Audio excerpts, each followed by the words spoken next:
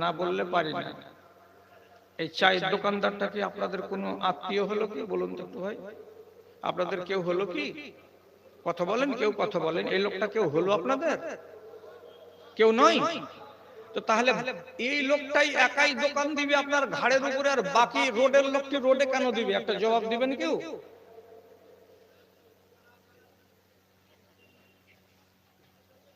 হায় হায় হায় হায়।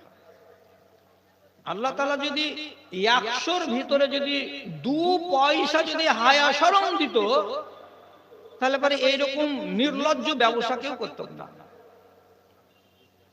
ঘাড়ির উপরে চড়ে চড়ে চড়ে চড়ে চড়ে চড়ে এইভাবে চা বিক্রি করে বেড়া।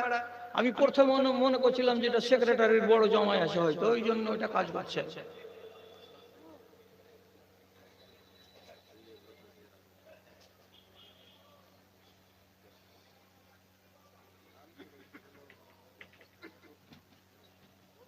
মুর্শিদাবাদে গেলে দেখতে পাওয়া যায়,